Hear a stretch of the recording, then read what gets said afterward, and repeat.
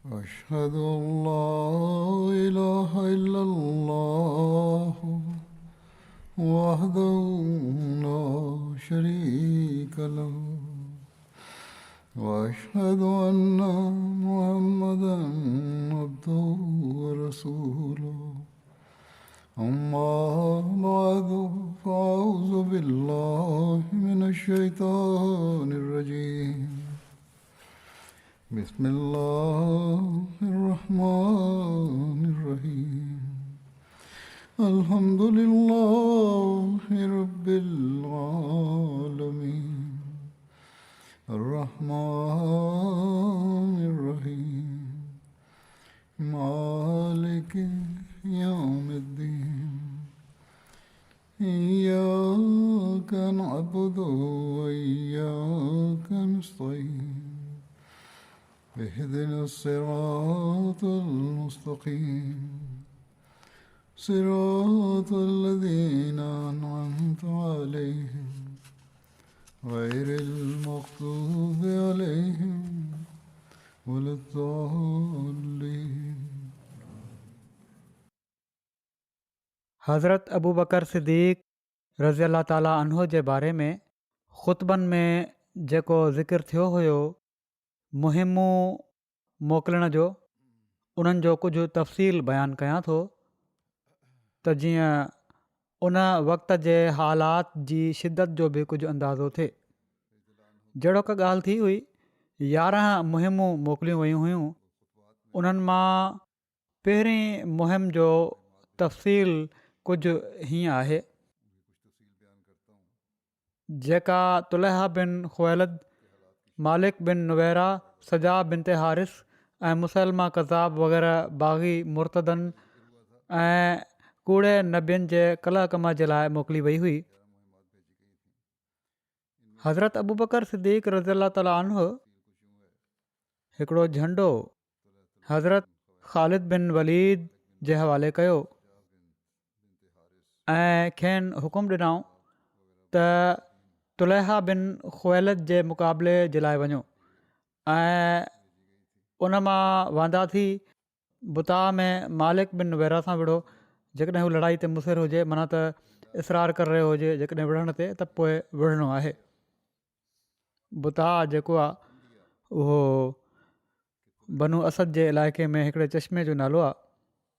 उते उहो हिकिड़ी रिवायत में आहे त हज़रत अबू बकर हज़रत साबित बिन कैस खे अंसार जो अमीर मुक़ररु कयो ऐं उन्हनि खे हज़रत ख़ालिद बिन वलीद जे मातहत करे हज़रत ख़ालिद खे हुकुम ॾिनो त हू तुलहा ऐं उयैना बिन हसन जे मुक़ाबले ते वञनि, जेके बनू असद जे हिकिड़े चश्मे बुज़ाख़ा ते फ़ुरोकश हुआ।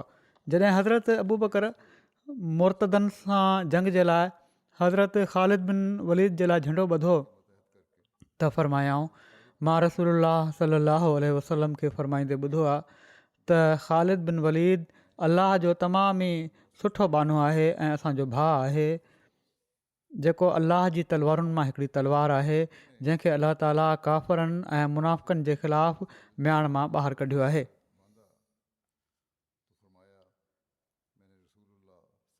हज़रत अबू बकर हज़रत ख़ालिद बिन वलीद खे तुलहा ऐं उयैना ॾांहुं मोकिलियो।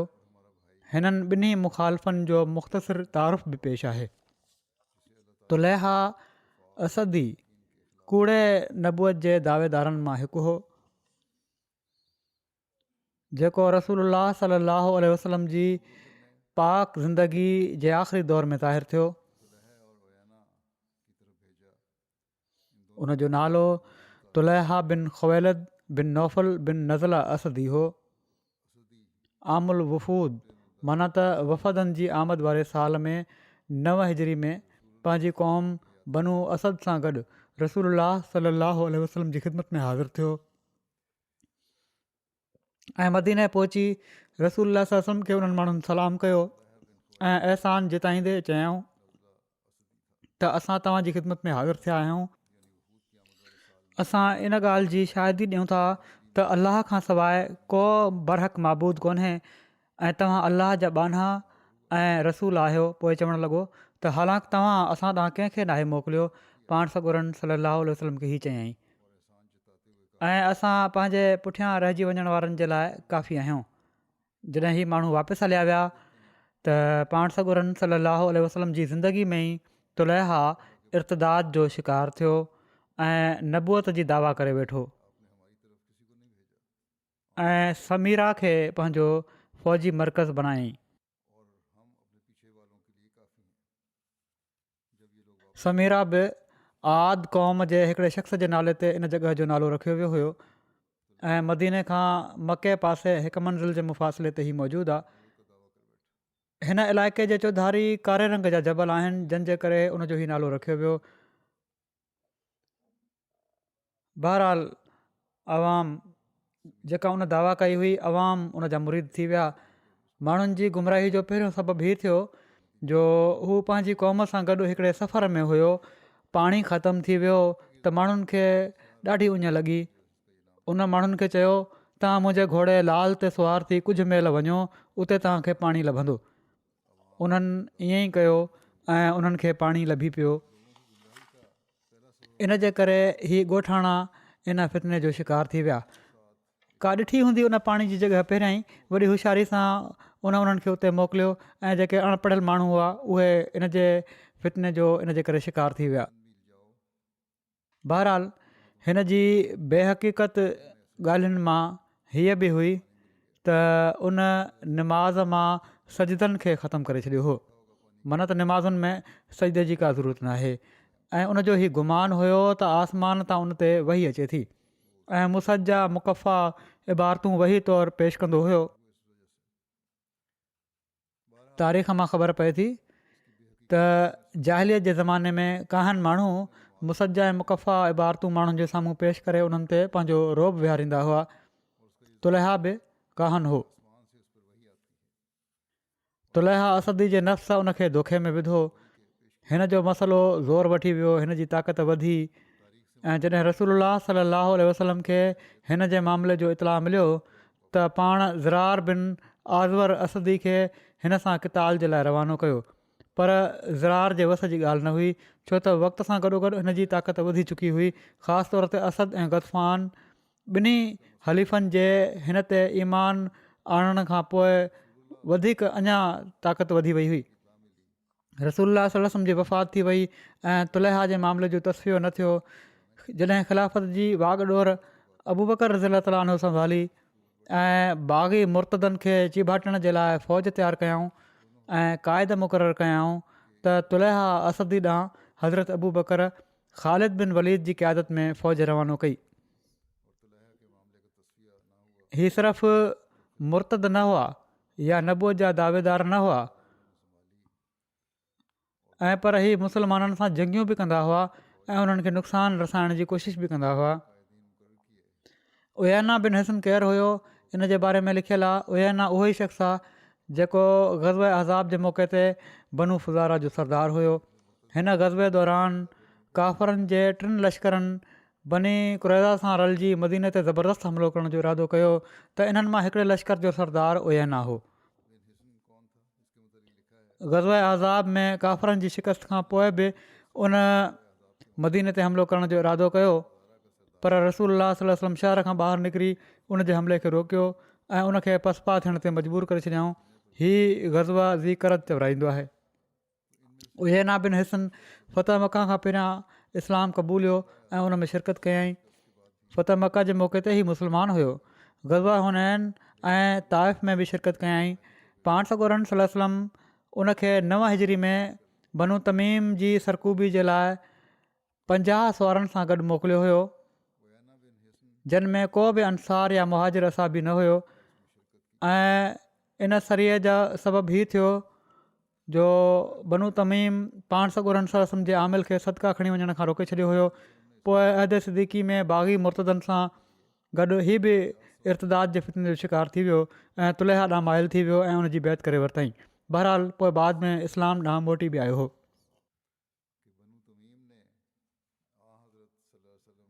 हीअ माण्हू इस्लाम जे ख़िलाफ़ु विढ़ंदा रहिया हुआ पहिरियां बि, पोइ मुस्लमान थिया, वरी लड़ाई शुरू करे ॾिनऊं। वरी लिखियलु आहे त जॾहिं अबस ऐं ज़ुबियान ऐं उन्हनि जा हामी बुज़ाखा जॻह ते गॾु थी विया त तुलैहा बनू जदीला ऐं गौस खे जेके क़बीले तय जा ॿ पाड़ा हुआ चवराए मोकिलियो त तव्हां फ़ौरन मोटि अची वञो। हिननि क़बीलनि जा कुझु माण्हू फ़ौरन हिन वटि पहुची विया ऐं उन्हनि पंहिंजी क़ौम वारनि खे बि हिदायत कई त हू उन्हनि सां अची रलजनि। सो उहे माण्हू बि तुलैहा वटि अची विया। हज़रत अबू बकर हज़रत ख़ालिद बिन वलीद खे ज़ुल्कसा मां रवानो करण खां अॻु हज़रत अदी खे चयो त तूं पंहिंजी क़ौम माना त तय क़बीले वटि वञु, ईअं न थिए जो हू बर्बादु थी वञनि, जंग कनि ऐं बर्बादु थियनि। हज़रत अदी पंहिंजी क़ौम वटि आया ऐं ज़रबा ऐं ग़ारिब में उन्हनि खे रोके वरिताऊं ऐं उन्हनि खे इस्लाम जी दावत ॾिनऊं ऐं उन्हनि खे ख़ौफ़ ॾियारायऊं। ज़रबा बि गतफ़ान जे इलाइक़े में हिकिड़ी जॻह जो नालो आहे ऐं हीअ बि चयो वञे थो त बनू मुर्रा बिन औफ़ जे चश्मे जो नालो आहे। बहरहाल उन्हनि जे पुठियां ई हज़रत ख़ालिद रवाना थी विया। हज़रत अबू बकर उन्हनि खे हुकुम ॾिनो हुयो त पहिरियां हू तय क़बीले जे पासनि खां मुहिम जी शुरूआति कनि ऐं पोइ बुज़ाखा ॾे मुंहुं कनि ऐं उतां आख़िर में बुता वञनि ऐं जॾहिं हू दुश्मन खां फ़ारिग़ थी वञनि त उन वक़्त ताईं जो जेसिताईं उन्हनि खे जदीद हुकुम न मौसूल थियनि हू कंहिं ॿिए हंधि हमले जो इरादो न कनि। हज़रत अबू बकर इन ॻाल्हि जो इज़हार कयो त पाण ख़ुदि ख़ैबर ॾांहुं रवाना थी रहिया आहिनि। हीअ पाण इज़हार करे छॾियाऊं माण्हुनि में मशहूरु थी वियो त हज़रत अबू बकर ख़ुदि ख़ैबर ॾांहुं रवाना थी रहिया आहिनि ऐं उतां लड़ी हू ख़ालिद सां सलमा जबल जे पासनि वटि अची रलजंदा। ॿी रिवायत मां मालूम थिए थो त हज़रत अबू बकर हीअ तदबीर इन लाइ कई हुई त जीअं जॾहिं दुश्मन खे हीअ ख़बर पहुचे त हू मरूब थी वञे त हिकिड़ी ॿी फ़ौज बि आहे। हालांकि पाण समूरो लश्कर हज़रत ख़ालिद सां गॾु रवानो फ़रमाए चुका हुआ। हज़रत ख़ालिद रवाना थिया। बुज़ाखा वटां उन्हनि लड़ी अजा ॾे मुंहुं कयो। अजा ऐं सलमा ही बि ॿ जबल आहिनि या सलमा जो पहिरियां बि ज़िक्र थी चुको आहे। जेके समीरा जे खाॿे पासे आहिनि हिकिड़े कौल जे मुताबिक़ अजा बनू तय जो हिकिड़ो जबल आहे। बहरहाल हज़रत ख़ालिद ही ज़ाहिर कयो त हू ख़ैबर ॾांहुं वञी रहिया आहिनि। पोइ उतां तय जे मुक़ाबले लाइ वरंदा। इन तदबीर सां क़बीले तय जा माण्हू पंहिंजी जॻह वेठा रहिया ऐं तुलैहा वटि वञण खां रुकिजी विया। हज़रत अदी बि तय वटि आया ऐं उन्हनि खे इस्लाम जी दावत ॾिनऊं। उन्हनि चयो त अबुल फ़सील जी हरगिज़ इताअत न कंदासीं। इन मां मुराद अबुल फ़सील मां उन्हनि जो मतिलबु हो हज़रत अबू बकर। फ़सील ॾाची या ॻऊं जे बचे खे चइबो आहे जेको पंहिंजी माउ खां विछड़ी वियो हुजे या जंहिंजो खीरु छॾायो वियो हुजे। छो त कलमा बकर ऐं कलमा फ़सील ॿिन्ही जी माना उठ जो बचो आहे। इन लाइ के माण्हू हज़रत अबू बकर खे हिकारत ऐं तौहीन जे मक़सद सां अबुल फ़सील माना त उठ जे बचे जो पीउ चवंदा हुआ। हज़रत अदी चयो त तव्हां ॾांहुं हिकिड़ो अहिड़ो लश्कर वधंदो पियो थो अचे जेको तव्हां ते हरगिज़ रहम न कंदो ऐं क़त्लो गारत जी बाज़ार अहिड़ी तरह गरम कंदो जो कंहिं बि शख़्स खे अमान न मिली सघंदी। मां तव्हांखे सम्झाए छॾियो आहे, अॻिते तव्हां ॼाणो ऐं तव्हांजो कमु। हिकिड़ी ॿी रिवायत जे मुताबिक़ उन्हनि पंहिंजे क़बीले जे माण्हुनि खे हीअ बि चयो त पोइ उन वक़्तु तव्हां हज़रत अबू बकर खे फ़हलुल अकबर जी कुनियत सां यादि कंदव। फ़हल हर जानवर जे नर खे चइबो आहे। माना त हाणे त तव्हां तमस्खुर ऐं हिकारत सां उन्हनि खे उठ जो नंढिड़ो बचो चओ पिया था, पोइ तव्हां उन्हनि खे मज़बूत नर उठ चवण ते मजबूर थींदव। क़बीले तय जे माण्हुनि चयो उन्हनि जूं ॻाल्हियूं ॿुधी त ठीकु आहे, तूं इन हमले कंदड़ लश्कर सां वञी रलिज ऐं उनखे असां ते हमिलो करण खां झल एसि ताईं जो असां पंहिंजी क़ौम जे माण्हुनि खे जेके बुज़ाखा में आहिनि वापसि घुराए वठूं। असांखे डपु आहे त जेकॾहिं असां तलहा जी मुखालफ़त कंदासीं जॾहिं त असांजा माण्हू उन जे कब्ज़े में आहिनि त हू उन्हनि सभिनी खे क़तलु करे छॾींदो या उन्हनि खे यरगमाल जी हैसियत सां क़ैद करे वठंदो। हीअ उन जे बारे में मशहूरु हुयो त हू पंहिंजे मुखालफ़नि खे पोइ हू छॾींदो नाहे। ऐं तंहिं क़बीले जे माण्हुनि बि चयो त छो त असांजा माण्हू उते आहिनि, तंहिं करे जेकॾहिं असां अची वियासीं या उनखे खुड़क पइजी वई त हीअ मुस्लमान थियण वारा आहिनि त हीअ क़तलु करे छॾींदो। हज़रत अदी हज़रत ख़ालिद जो सुना जॻह ते इस्तक़बाल कयो सुनाब मदीने जे भर पासे में हिकिड़ी जॻह। हज़रत अदी चयो, ख़ालिद तव्हां मूंखे 3 ॾींहंनि जी मोहलत ॾियो। 500 जंगजू तव्हां सां गॾु रलिजी वेंदा, जिन सां रलिजी तव्हां दुश्मन ते हमिलो कयो। हीअ ॻाल्हि इन खां बहितर आहे त तव्हां उन्हनि खे जहनुम जी बाहि में दाख़िलु कयो, माना त तंहिं क़बीले जा माण्हू तव्हां सां गॾु अची वेंदा ऐं उन्हनि सां गॾिजी जंग कजो। हज़रत ख़ालिद उन्हनि जी तजवीज़ मञी वरिती। हज़रत अदी पंहिंजी क़ौम वटि आया। इन खां पहिरियां तंहिं क़बीले जा माण्हू बुज़ाख़ा मां पंहिंजी क़ौम वारनि खे वापसि छॾण लाइ माण्हू मोकिले चुका हुआ। क़बीले जे माण्हुनि तुलहा जे लश्कर में पंहिंजे माण्हुनि खे हीउ पैगाम मोकिलियो त हू फ़ौरन वापसि अची वञनि, छो त मुस्लमाननि तुलहा जे लश्कर ते हमिलो करण खां पहिरियां हिननि ते काह माना त तंहिं क़बीले ते काह करण जो इरादो कयो आहे। इन लाइ हू अचनि ऐं इन हमले खे अची रोकनि।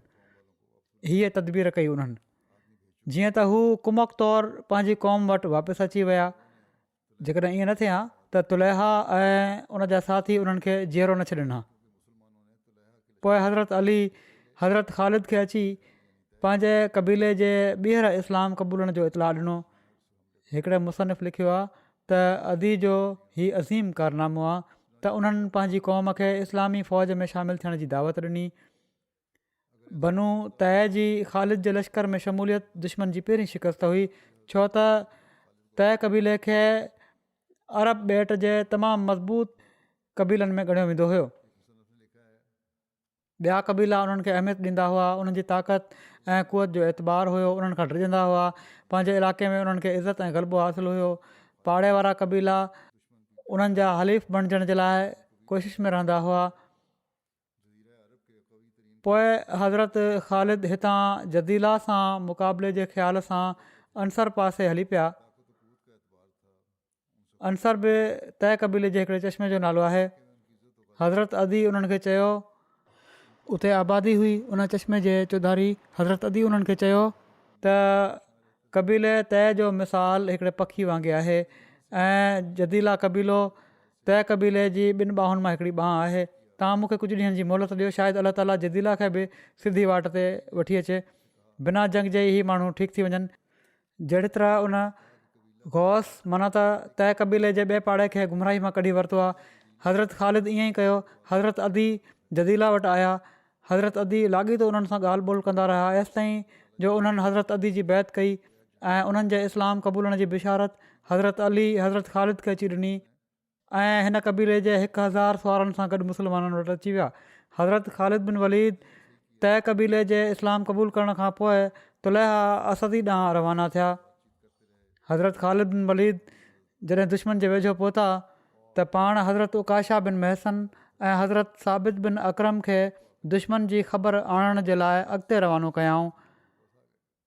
जॾहिं ही दुश्मन जे वेझो पहुता त तुलहा ऐं उनजो भाउ सलमा ॾिसण जे लाइ ऐं ख़बरचार लहण जे लाइ हालात जी निकिता ऐं सलमा हज़रत साबित खे मोहलत बि न ॾिनी ऐं उन्हनि खे शहीद करे छॾियऊं। तुलहा जॾहिं ॾिठो त उनजो भाउ पंहिंजे मुक़ाबिल खां फ़ारिग़ थी चुको आहे त उनखे पंहिंजे मुख़ालिफ़ माना त हज़रत उकाशा जे ख़िलाफ़ु मदद जे लाइ पुकारियो त अच ऐं मुंहिंजी मदद कर, न त हीउ शख़्स मूंखे खाई वेंदो।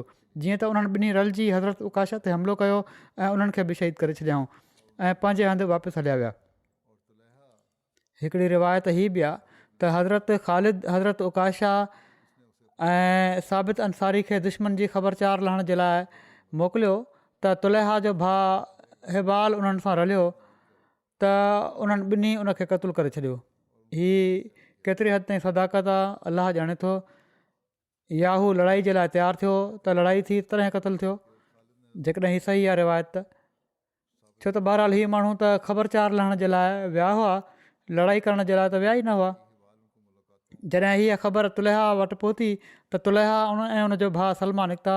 तुलहा हज़रत उकाशा खे शहीद करे छॾियो ऐं उनजे भाउ हज़रत साबित खे ऐं पोइ ॿई वापसि हलिया विया। हज़रत ख़ालिद पंहिंजी फ़ौज सां गॾु अॻिते वधिया एसि ताईं जो हू उन हंधि पहुता जिथे हज़रत साबित मक़तूल हुअण जी हालत में पिया हुआ, पर उन्हनि मां कंहिंखे बि उन्हनि जी ख़बर न हुई एसि ताईं जो ओचितो कंहिं सुवारी जो उन्हनि ते पेर अची वियो। मुस्लमाननि खे इहा ॻाल्हि सफ़ा न वणी। पोइ जॾहिं गौर सां ॾिठऊं त ख़बर पई त हज़रत उकाशा बिन महसन बे शहीद पिया आहिनि।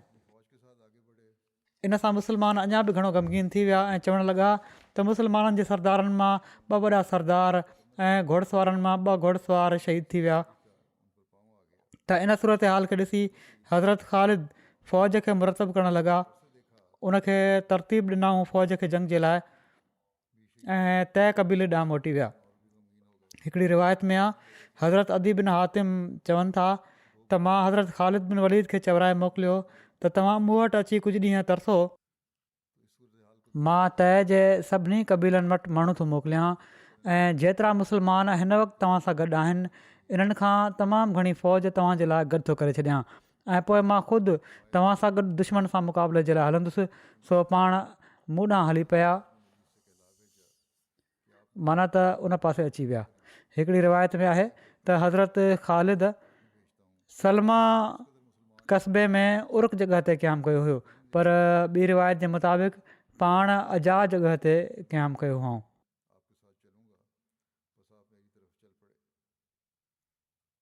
हितां हज़रत ख़ालिद तुलैहा सां मुक़ाबले जे लाइ पंहिंजी फ़ौज खे मुरतब कयो ऐं बुज़ाखा में ॿिन्ही जो मुक़ाबिलो थियो। जॾहिं माण्हुनि लड़ाई शुरू कई त उयैना बनू फुज़ारा जे 700 माण्हुनि सां रलिजी तुलैहा जी मैयत में सख़्तु लड़ाई कई।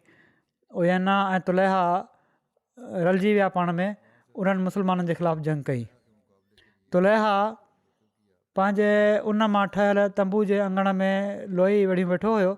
हीउ न बि बणियलु हुयो, इन लाइ हीउ वेठो रहियो तंबू में ऐं ग़ैब जूं ख़बरूं पियो ॾिए। चए पियो जंग तव्हां माण्हू विढ़ो, मां तव्हांखे हितां ॿुधायां थो त कहिड़ो नतीजो निकिरण वारो आहे।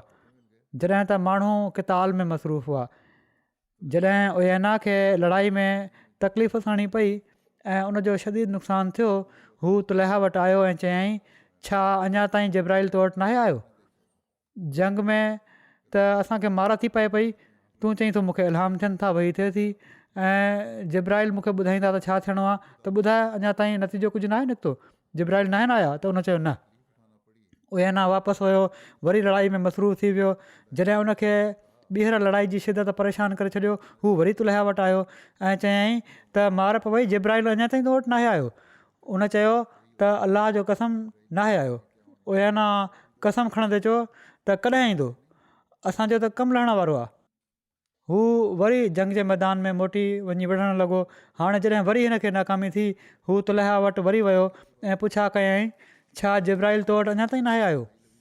तुलैहा चयो हा आयो आहे। उयैना पुछो पोइ जिब्राइल छा चयो? तुलैहा चयो त उन मूंखे चयो आहे त तुंहिंजे लाइ चकी जो पथरु आहे, जीअं मुस्लमाननि जे लाइ चकी जो पथरु आहे, ऐं हिकिड़ो अहिड़ो वाक़ियो थींदो जेको तूं कॾहिं बि न मटे सघंदे। उयैना पंहिंजी दिलि में चयो त अलाह ॼाणे थो त तमामु जल्द अहिड़ा वाक़िया पेश ईंदा जिन खे तव्हां मटे न सघंदो।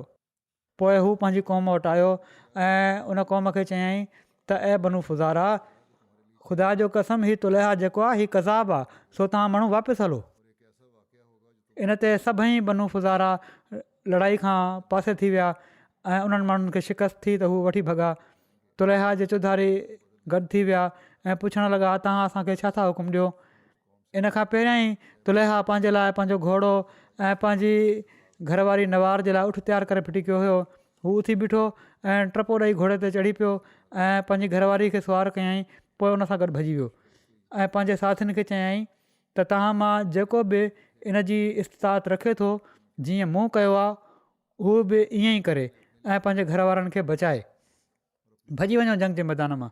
पोइ तुलैहा होशिया जो दॻु वरितो एसि ताईं जो शाम पहुची वियो।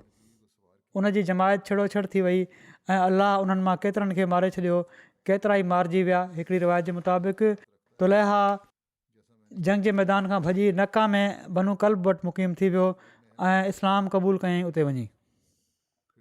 नका बि ताइफ़ जे भर पासे में मके जे वेझो हिकिड़ी जॻह जो नालो आहे ऐं हीअ बि चयो वञे थो त हज़रत अबू बकर जी वफ़ात ताईं बनू कल्ब में ई मुक़ीम रहियो।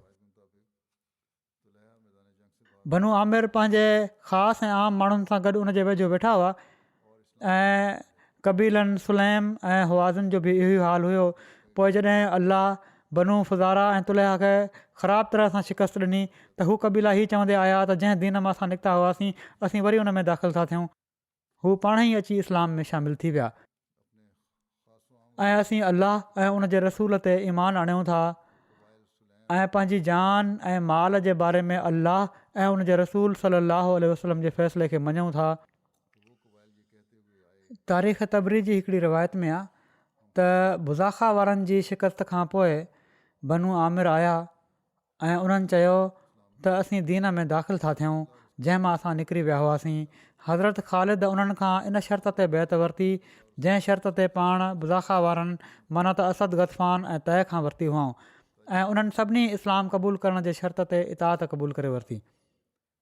हिन बैत जा लफ़्ज़ ई हुआ, तव्हां खां अलाह ताला जो अहद पैमान वरितो थो वञे त तव्हां ज़रूरु अलाह ताला ऐं उन जे रसूल सलाहु वसलम ते ईमान आणींदो ऐं ज़रूरु निमाज़ खे क़ाइमु कंदो ऐं ज़रूरु ज़कात ॾींदो ऐं इन ई शइ ते तव्हां पंहिंजनि पुटनि ऐं औरतुनि पारां बि बैत कंदो।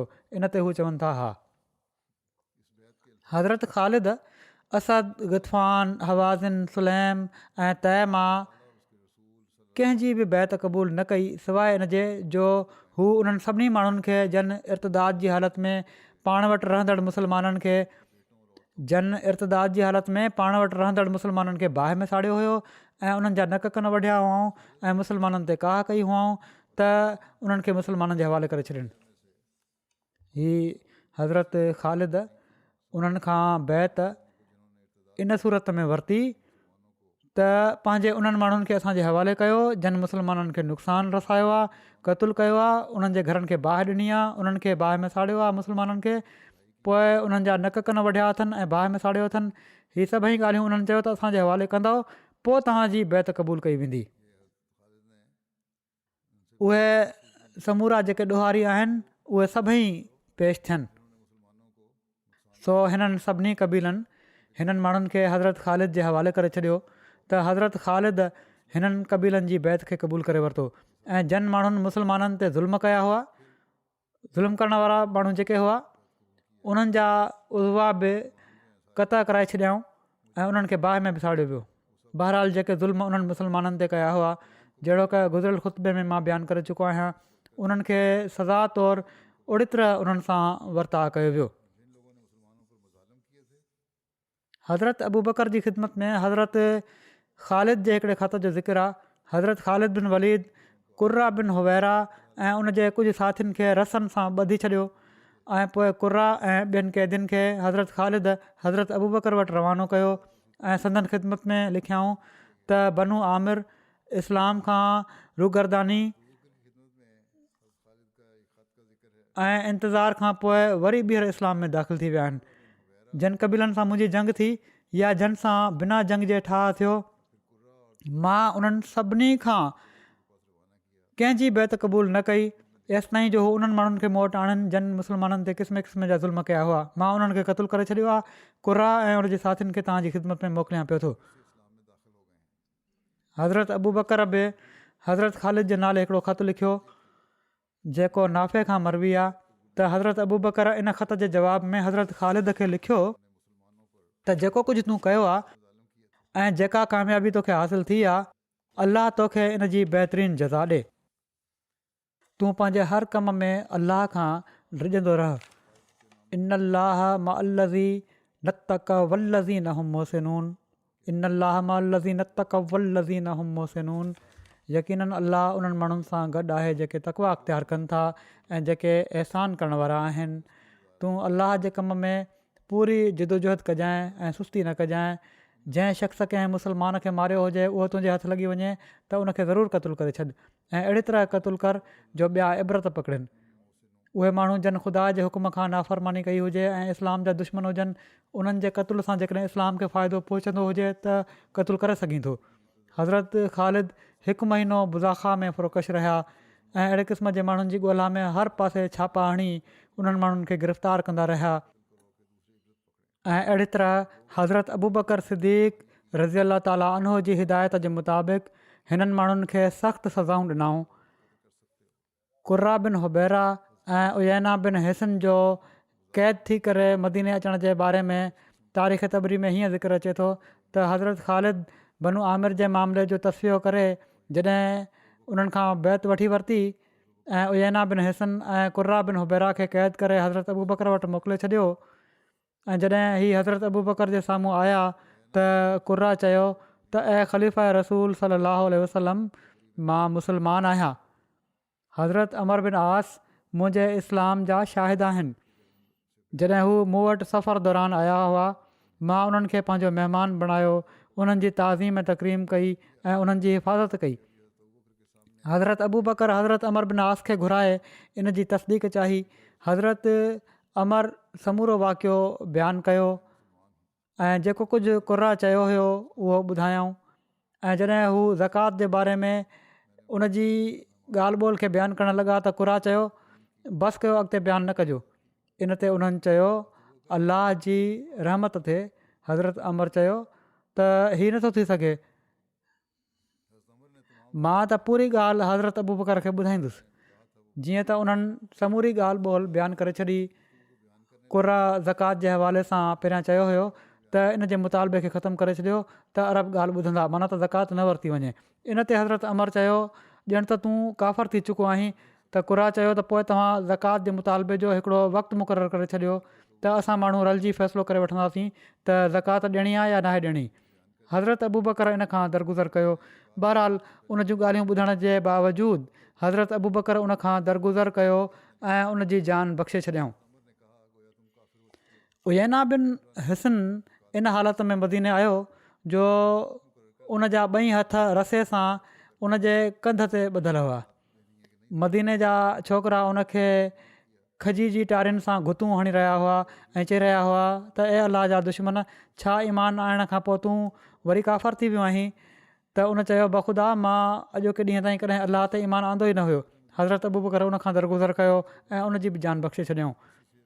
हिकिड़ा ॿिया मुसनिफ़ लिखनि था त उयैना खे ख़लीफ़ा रसूल सलाहु वसलम अबू बकर रज़ी अला ताला अन्हु वटि हाज़िर कयो वियो। उन्हनि खां हज़रत अबू बकर खां अफ़व ऐं दरगुज़र जो अहिड़ो वर्ताउ ॾिठो जंहिंजो उनखे यकीन न हुयो। पाण उन जा हथ खोलण जो हुकुम ॾिनऊं। पोइ उन खां तौबा जो मुतालबो कयऊं त उयैना ख़ालिस तौबा जो ऐलान कयो ऐं पंहिंजी ग़लतियुनि जो एतिराफ़ु कंदे माज़रत पेश कयईं ऐं इस्लाम क़बूलियईं ऐं पोइ चङी तरह इस्लाम ते क़ाइमु रहियो। कूड़े नबूअत जे दावेदार ऐं बाग़ी तुलैहा असदी बि इस्लाम क़बूल करे वरितो हुयो। इन जे बारे में लिखियलु आहे त तुलैहा असदी जे इस्लाम आणण जो सबबु हीउ थियो जो जॾहिं उनखे इतलाउ मिलियो त कबीलो असद, गतफ़ान ऐं बनु आमिर मुस्लमान थी चुका आहिनि त हू बि मुस्लमान थी वियो। पोइ हू हज़रत अबू बकर जी इमारत में उमिरो करणु मके रवानो थियो। हू मदीने जे पासनि खां लंघियो त हज़रत अबू बकर खे अर्ज़ु कयो वियो हीअ तुलैहा आहे। हज़रत अबू बकर फ़रमायो त मां हिन खे छा कयां, हिन खे छॾे ॾियो, यकीनन अल्लाह हिन खे इस्लाम ॾांहुं हिदायत ॾेई छॾी आहे। तुलैहा मके ॾांहुं वियो ऐं उमिरो कयईं। पोइ हज़रत उमर जे ख़लीफ़ो थियण खां पोइ उन्हनि जी बैत करण लाइ आयो हज़रत उमर जी। हज़रत उमर उन खे चयो तूं उकाशा ऐं साबित जो क़ातिल आहीं, बख़ुदा मां कॾहिं बि तोखे पसंदि नथो करे सघां। तुलैहा चयो ऐं अमीरुल मोमिनीन, तव्हां हिननि ॿिनि शख़्सनि जो कहिड़ो ग़म था कयो जिन खे अल्लाह मुंहिंजे हथां इज़त ॾिनी, शहीद थिया ऐं मूंखे हिननि ॿिन्ही जे हथां ज़लील न कयईं। माना त मां ज़लील न थियुसि, उन्हनि जे हमले सां न मुअसि, मां जहन्नुम में वञा हा ऐं अॼु मां इस्लाम क़बूल करे अलाह ताला जो फज़ुलु हासिलु करण वारो बणिजी रहियो आहियां। हज़रत उमर उन जी बैत वरिती ऐं चयईं ए दोखेबाज़, तुंहिंजी कहानत मां छा बाक़ी आहे? माना त काहिन हुअं तूं, उन मां अञा बि कुझु कंदो आहीं कमु कहानत जो? उन चयो त हिकु अधु फूक हणी वठंदो आहियां। पोइ हू पंहिंजी क़ौम जी क़याम गाह ॾांहुं आयो ऐं उते ई मुक़ीम रहियो।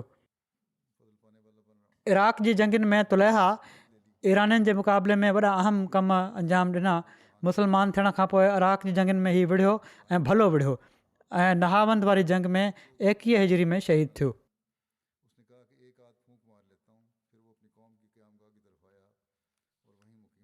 हज़रत ख़ालिद बिन वलीद जो ज़फ़र हीउ इलाइक़ो आहे, उन पासे वञणु ऐं उम्मे ज़िमिल सलमा बिन ते उम्मे किरफ़ा ॾांहुं पेशकदमी करणु। उम्मे ज़िमिल जो नालो सलमा बिन ते मालिक बिन हुज़ैफ़ा हो जेका पंहिंजी माउ उमे किरफ़ा बिनत रबिया सां मुशाबे हुई, हू इज़त ऐं शोहरत में पंहिंजी माउ जहिड़ी हुई ऐं उन वटि उमे किरफ़ा जो उठ बि हुयो।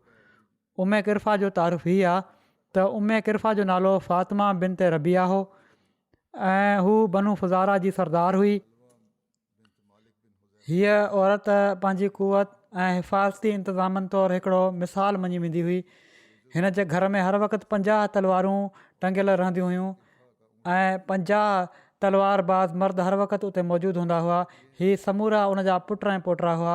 इन जे हिकिड़े पुट जो नालो किरफ़ा हुयो, इन जे करे हिन जी कुनियत उमे किरफ़ा हुई, जॾहिं त हिन जो असली नालो फ़ातिमा बिनत रबिया हो। हिन जो घरु वादिल कुरा जे हिकिड़े पासे हुयो जेको मदीने पाक खां 7 रातिनि जे मुफ़ासिले ते हुयो। उमे किरफ़ा तरफ़ हिकिड़ो सरिया 6 हिजरी में थियो। उमे किरफ़ा जी सरकूबी जो हिकिड़ो सबबु हीउ हुयो त उन मदीने ते हमिलो करणु ऐं पाण सॻोरनि सल्लल्लाहु अलैहि वसल्लम खे क़तलु करण जी साज़िश कई हुई। इन बारे में हिकिड़े मुसनिफ़ लिखियो आहे त हिकु दफ़ो उन पंहिंजे 30 पोटनि ऐं पुटनि जो हिकिड़ो दस्तो तयारु कयो ऐं चयाईं त मदीने ते काह कयो ऐं हुज़ूर सल्लल्लाहु अलैहि वसल्लम खे क़तलु कयो। इन लाइ मुस्लमाननि हिन फ़ितनेबाज़ औरत खे कैफ़िर किरदार ताईं पहुचाए छॾियो। इन जो ॿियो सबबु हीउ हुयो त हज़रत ज़ैद बिन हारिस तिजारत जे मक़सद सां शाम ॾांहुं रवाना थिया। उन्हनि वटि ॿियनि असाब सॻोरनि जा तिजारत जा माल बि हुआ। जॾहिं वादिल कुरा पहुता त क़बीले फुज़ारा जे पाड़े बनू बदर जा केतिरा ई माण्हू निकिरी आया। उन्हनि हज़रत ज़ैद ऐं उन जे साथियुनि खे ॾाढो मारियो कुटियो ऐं सॼो सामान बि खसे वरितो। उन्हनि वापसि अची बारगाह रिसालत में ई सॼो वाक़ियो अर्ज़ु कयो। पाण सॻोरनि सल्लल्लाहु अलैहि वसल्लम हिकिड़ो लश्कर उन्हनि सां गॾु मोकिलियो त जीअं उन्हनि फ़ौरन जी कन महट करे।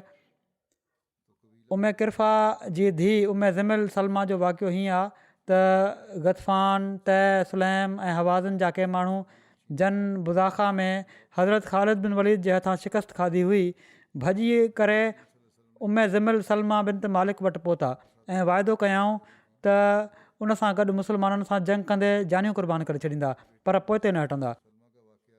गतफ़ान जा हारायल माण्हू ज़फ़र में गॾु थी विया। हीअ ज़फ़र जेको आहे बसरा ऐं मदीने जे रस्ते ते हिकिड़ी जॻह आहे।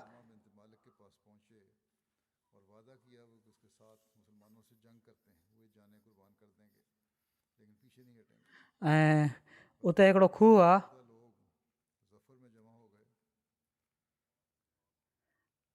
हवाब जेको आहे इन जॻह जो नालो। हवाब जे वेझो हिकिड़ी जॻह आहे। हवाब बि मदीने ऐं बसरा जे रस्ते ते हिकिड़ी जॻह आहे, खूह आहे हिते। उते उमे ज़मल सलमा उन्हनि माण्हुनि खे उन्हनि जी शिकस्त ते गैरत ॾियाराई ऐं जंग जो हुकुम ॾिनो ऐं पोइ ख़ुदि बि मुख़्तलिफ़ क़बीलनि में बार बार चकर हणी उन्हनि खे हज़रत ख़ालिद सां जंग जे लाइ भड़कायो, एसि ताईं जो उहे माण्हू उन्हनि वटि गॾु थी विया ऐं जंग जे लाइ दिलेर थी विया। हीअ जंग जे लाइ भड़काइण वारी हुई मुस्लमाननि जे ख़िलाफ़ु ऐं हर पासे खां भटकियल माण्हू हिन वटि अची विया। इन खां अॻु उमे किरफ़ा जी ज़िंदगी में हीअ उमे ज़िमिल सलमा क़ैद थी करे हज़रत आयशा खे मिली हुई। उन्हनि हिन खे आज़ादु करे छॾियो हुयो। हीअ कुझु वक़्तु उन्हनि वटि रही पोइ पंहिंजी क़ौम में हली आई, मुर्तद थी वई उते वञी।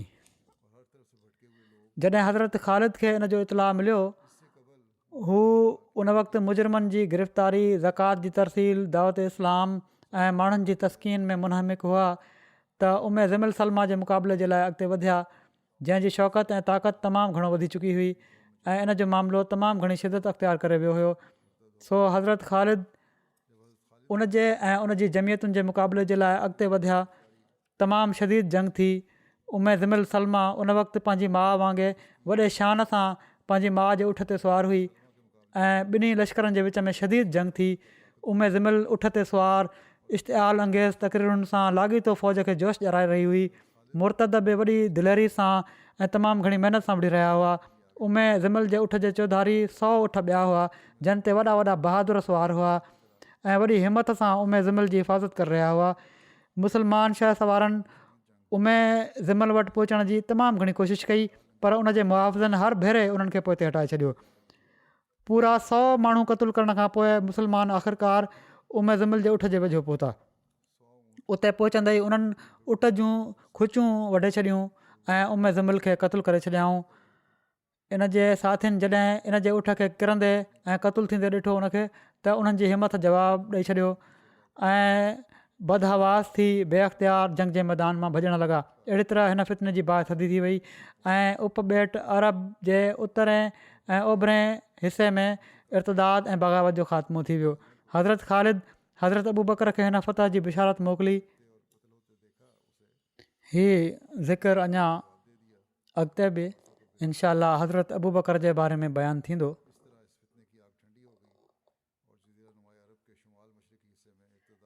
हिन वक़्तु एतिरो ई बयानु कयां थो। हिन वक़्तु मां ॿिनि मरहूमीन जो बि ज़िक्र कंदुसि, उन्हनि जा जनाज़ा पढ़ाईंदुसि जुमे जी नमाज़ खां पोइ। पहिरियों आहिनि साबरा बेगम साहिबा, बेगम रफ़ीक अहमद भट्ट साहब ऑफ सियालकोट, जेके कुझु ॾींहं अॻु फ़ौत थी वियूं हुयूं। इना लिल्लाहि व इना इलैहि राजिऊन। अलाह ताला जे फज़ुल सां मूसिया हुयूं। मरहूमा जे बारे में उन्हनि लिखियो आहे, हिननि जे पुट नमाज़ुनि जूं पाबंद, तजिद पढ़ंदड़, दुआऊं घुरंदड़, महिमान नवाज़, ग़रीबनि जो ख़्यालु रखंदड़, नेक फितरत ख़ातून हुयूं। ख़िलाफ़त सां गहरी वाबस्तगी हुई ऐं अक़ीदत जो तालुक़ु हुयो। बाक़ाइदा ख़ुतबा ॿुधंदियूं हुयूं, एतमाम सां वाक़फ़ीन ज़िंदगी जो ॾाढो एतिराम कंदियूं हुयूं। हिननि जा पुट नसीम भट्ट साहब कारूना में मुरबी सिलसिला आहिनि, नाइजेरिया में। उन्हनि जे मैदान अमल में हुअण जे करे पंहिंजी वालदा जे जनाज़े ऐं तदफ़ीन में शामिलु न थी सघिया हुआ। इन लाइ इन्हनि जो जनाज़ो पढ़ायां पियो थो। हिननि जो समूरो ख़ानदान ई हिननि जा घर वारा बि ऐं बाक़ी हिननि जा पुट पोटा जमात जी ख़िदमत करण में अॻिते आहिनि। ॿियो जेको ज़िक्र आहे उहो आहे जनाज़ो सुरैया रशीद साहिबा जो। मरहूमा रशीद अहमद बाजवा साहिब जूं घरवारियूं हुयूं। 20 अप्रैल ते हिननि जी बि कैनेडा में वफ़ात थी आहे। इना लिल्लाहि व इना इलैहि राजिऊन। हीअ बि तमामु नेक ख़ातून हुयूं, मुतक़ी हुयूं, दुआऊं घुरंदड़ हुयूं, ग़रीबनि जो ख़्यालु रखंदड़ हुयूं, महिमान नवाज़, सभिनी सां सुठो मिलंदड़। वॾे वक़्त ताईं पंहिंजे महले जी सदर रजना तौरु ख़िदमत जी तौफ़ीक़ मिलियनि। ॿारनि खे क़ुर शरीफ़ बि पढ़ाइण जी हिननि खे तौफ़ीक़ मिली तमामु घणी। ऐं पोइ हिननि पंहिंजो रबुआ में पंहिंजे ॿारनि जी तालीम तरबियत जे करे पंहिंजो सभु कुझु विकिणी रबुआ अची पंहिंजो घरु ठाहियो। घर न शायदि ठाहियऊं, बहरहाल रबुआ अची वियूं। मरहूमा मूसिया हुयूं। हिननि जा बि हिकिड़ा पुट सफ़ीर बाजवा साहब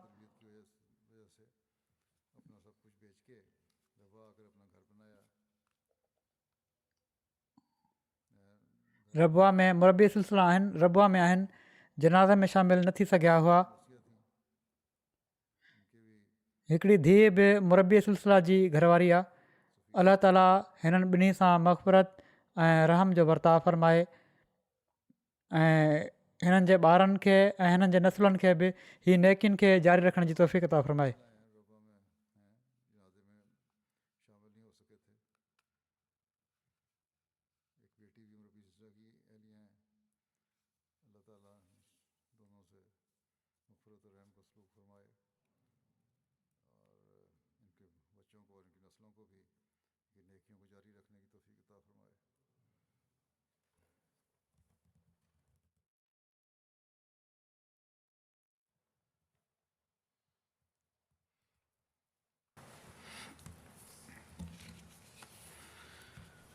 الحمد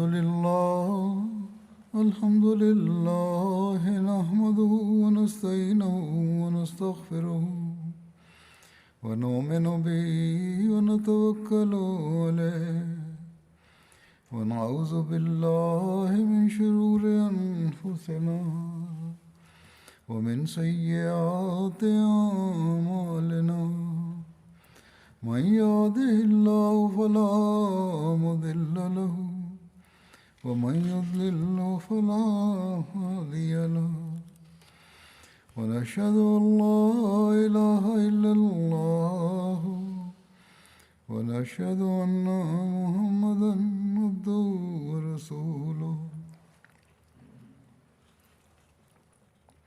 عباد الله رحمكم الله إن الله يأمر بالعدل والإحسان وإيتاء ذي القربى وينهى عن الفحشاء والمنكر والبغي يعظكم لعلكم تذكرون اذكروا الله يذكركم وادعوه يستجب لكم ولذكر الله أكبر